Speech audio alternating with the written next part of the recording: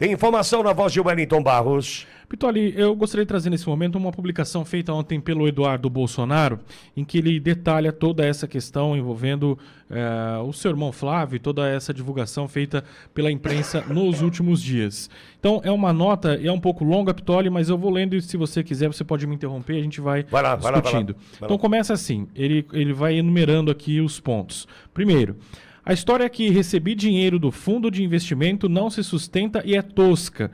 Meu status migratório não permitiria. Se isso tivesse acontecido, o próprio governo americano me puniria. No meu processo migratório, eu expliquei às autoridades americanas toda a origem dos meus recursos e não tive qualquer problema, porque aqui não vigora um regime de exceção. Não exerci qualquer posição de gestão ou emprego no fundo, apenas cedi meus direitos de imagem. O ponto 2, ele diz assim: falam do advogado que cuidou de todos os detalhes como se ele fosse um mero escritório de imigração. Não é. O advogado tem mais de 40 anos de experiência, mestrado e doutorado.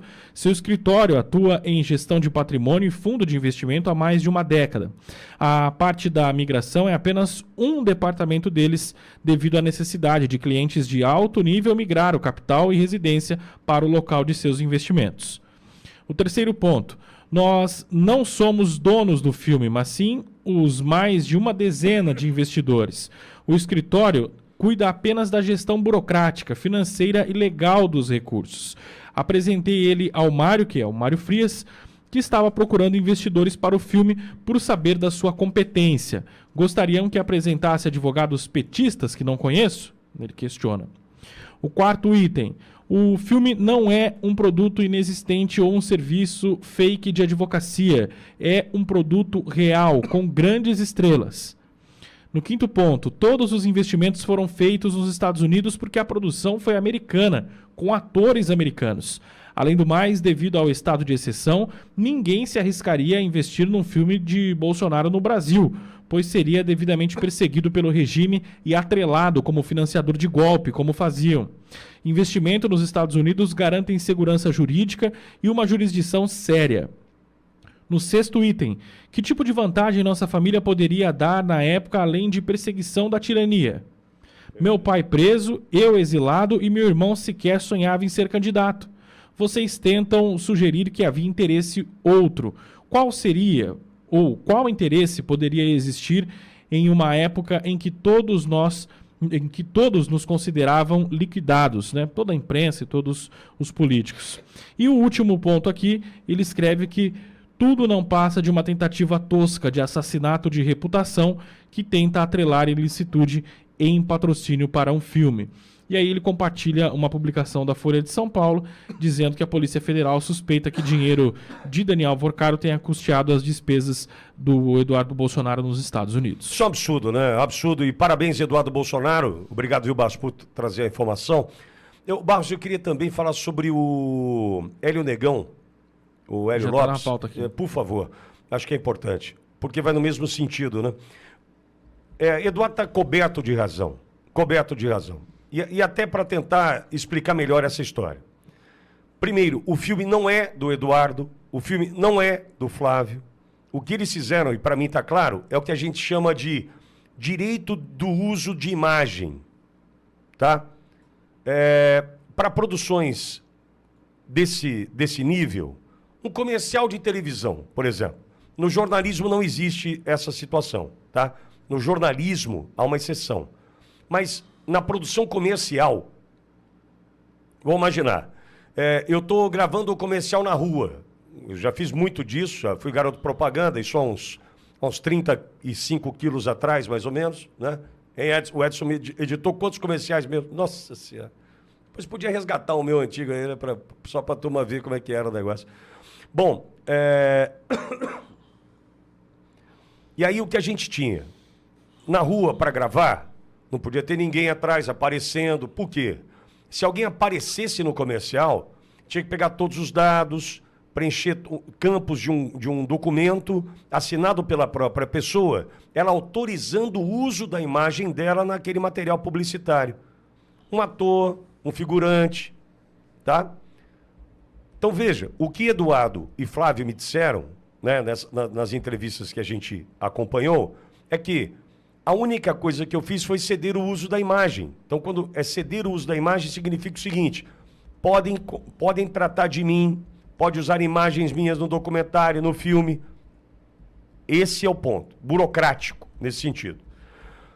Com relação à busca de recursos, imagine você, eu ligando para tentar recurso para o filme do Bolsonaro e o Flávio Bolsonaro ligando para tentar recurso. Não tem comparação. É óbvio que uma ligação do Flávio Bolsonaro, de Eduardo Bolsonaro, tem um peso significativo. É o filho pedindo um investimento para viabilizar a produção de um filme que conta a história do pai. Perfeito? Sem nenhum problema, certo? Certo. Criaram, de maneira muito inteligente, um fundo de investimento nos Estados Unidos. Só para você entender o que isso significa. Do ponto de vista burocrático e técnico, eu vou tentar ser claro e provavelmente serei muito raso, que é o tamanho do meu conhecimento sobre o assunto também. Mas é de fácil percepção e compreensão. Cria-se um fundo nos Estados Unidos, ou seja, pessoas diversas vão colocar dinheiro ali com um fim. Qual é o fim? A produção de um longa-metragem que tem o Cyrus como diretor, Jim Caviezel como ator principal, bababá, tem roteirista, tem toda uma estrutura. Então, o dinheiro colocado por várias pessoas ou empresas neste fundo tem um fim, a produção de um longa-metragem. Onde está? Por que é um fundo de investimento?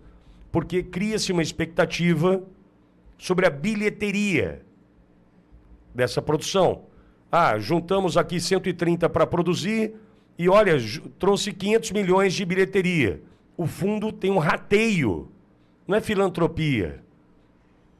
Não é vamos ajudar a gente. Não, não é vamos ajudar a gente. Não é filantropia, repito. Tá? Só que, nos Estados Unidos, Max Cardoso ontem no Primeira Página, aliás, o programa tá voando, hein? 5 da tarde, Max Cardoso, Eduardo Salles, Zizi Martins e eu estamos no Primeira Página, aqui na Auriverde. Obrigado, Edson. Esse é o Primeira Página, te espero hoje às 5, hein? O Max ontem traz um detalhe que é muito importante. Existe uma regra de compliance, um jogo limpo. E em um dos pontos, uma das cláusulas desse contrato, nesse fundo, tem a confidencialidade. Tem que ser confidencial. Eu coloco o dinheiro desse fundo e ninguém vai saber que eu coloquei dinheiro ali para produzir o filme que conta a história do Bolsonaro. Por isso, o Flávio disse ontem que não havia falado sobre a relação com o Vocaro no pedido de dinheiro para a produção do filme, por conta do termo de confidencialidade. Que fique claro.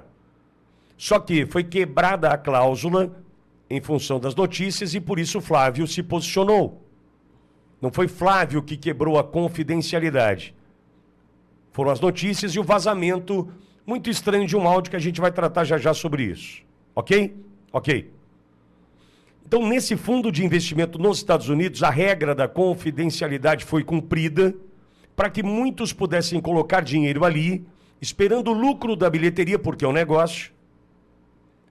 É um negócio sem exposição, porque é exatamente o ponto que o Eduardo trata. Imagine o seguinte, um empresário brasileiro que deseja contribuir para a produção do filme do presidente Bolsonaro é descoberto colocando dinheiro ali.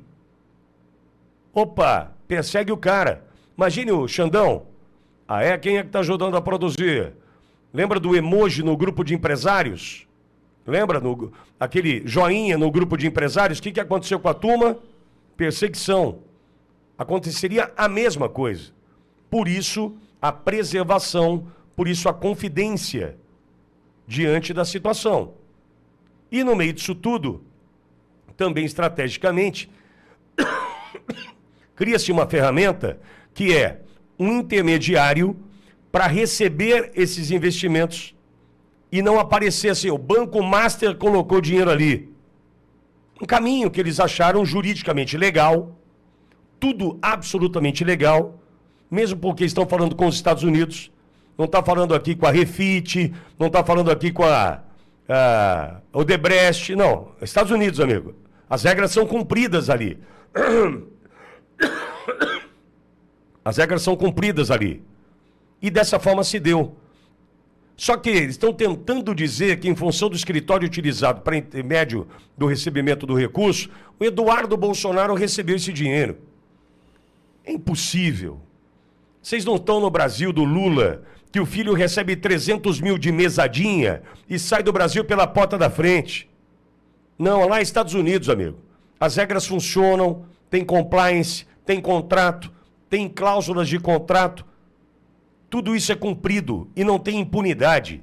Vocês estão acostumados com o Brasil. Então, Eduardo Bolsonaro está coberto de razão, expõe de uma forma clara e eu espero ter contribuído nessa jornada. Eu espero ter contribuído para que você entenda o que de fato aconteceu na captação de recurso para produzir um longa-metragem palpável, ou seja, o dinheiro será utilizado para pagar o ator, o dinheiro será utilizado para pagar o diretor, e não vai ser utilizado para ter acesso a tribunais superiores, né? Como a gente viu em contratos de 129 milhões do Vocaro com Dona Viviane Bassi com outros objetivos.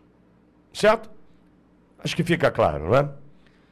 Enquanto você está assistindo esse vídeo, milhares de brasileiros patriotas estão conosco em nossas transmissões ao vivo. De manhã, das 8 da manhã até a 1 da tarde, tem Jornal da Auriverde Brasil. Para fechar o dia, tem o Primeira Página, das 5 da tarde até as 7 da noite. Notícia em tempo real, com análises especialmente feitas para você. Inscreva-se em nossos canais, @Auriverde Brasil, a voz da direita.